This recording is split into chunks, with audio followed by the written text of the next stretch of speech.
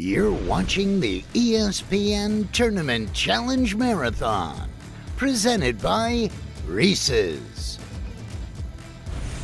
Back here on Bracketology, here are the number one seeds in the tournament: Gonzaga, Baylor, Illinois, and Michigan. Now, only 8 times since they started seeding have we had a 1-versus-1 in the national championship game. The last time it happened was in 2017, North Carolina and Gonzaga. So as you look at these 4 1 seeds and look at the path in front of them, the team that has the easiest path and the team that has the most difficult path to make it to the Final Four and perhaps a national championship, who has the easiest path? I still think Illinois has the easier path. And I love Oklahoma State.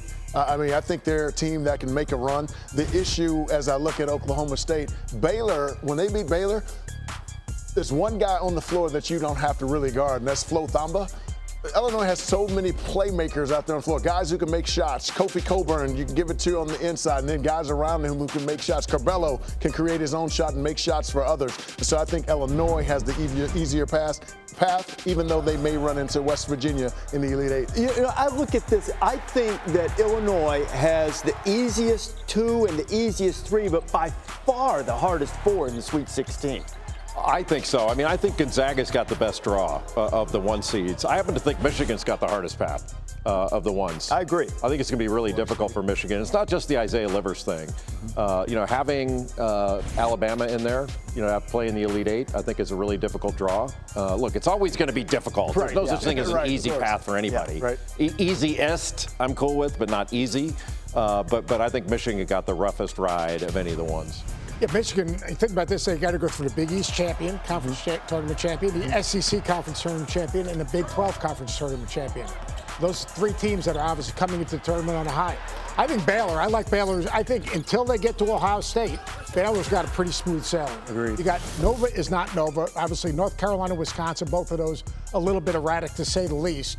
Purdue's a dangerous team because of Travion Williams, and that's a team that just doesn't beat themselves. They've got a hardness about it. But I like Baylor's draw until they get to Ohio State. But I think that Baylor matches up well with Ohio State because I think Jonathan Chama can mess around and move his feet well enough for E.J. Littell. But I like the perimeter defense of Baylor. If you're going to beat Baylor, what kind of team, what characteristics, and does anyone in that bracket on either side, upper or lower, have the characteristics that would give Baylor a hard time? The one team I would say is Ohio State. And the reason you've got to have guard play. You've got to have guys that can pass and catch. You've got to have versatility in your offense because the one thing about Baylor is 1 through 4, they're going to come at you. Yes. And they have terrific guard play. So you've got to be able to guard the ball, and then you've got to be able to make plays. And the thing about Ohio State is Justice Suing, he's like a Swiss Army knife. Obviously, Dwayne Washington knocks down jumpers. You got C.J. Walker now healthy.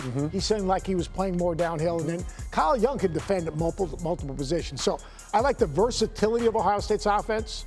I think they're the one team that could give Baylor the most problem. And everybody's a really bad shooting night away from losing. Yeah. But they're a ridiculously good shooting team. They shoot it. 6 different guys can knock down threes and knock down multiple threes in a game. Heck, Maceo Teague had 10 threes in a game a week ago. I just don't see them having a bad shooting night. If you got 2 shooters, you can have a really bad shooting night. You got 6, you're probably pretty good shape. What about your guy? Matt Meyer comes off the bench. And he shoots over 40, and he's 6'9". Yeah, it's incredible. 5 guys shoot better. He actually passes every once in a while now, too. It's incredible. The bad shooting night point, you look at Michigan, and I do think that Michigan has the most difficult path trying to get there.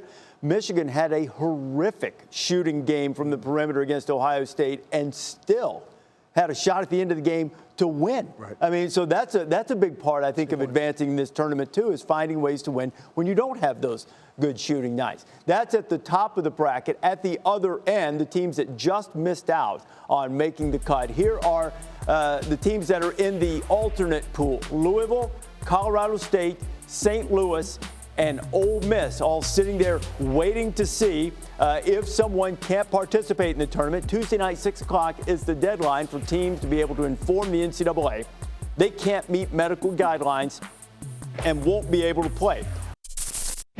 Thanks for watching ESPN on YouTube. For live streaming sports and premium content, subscribe to ESPN+.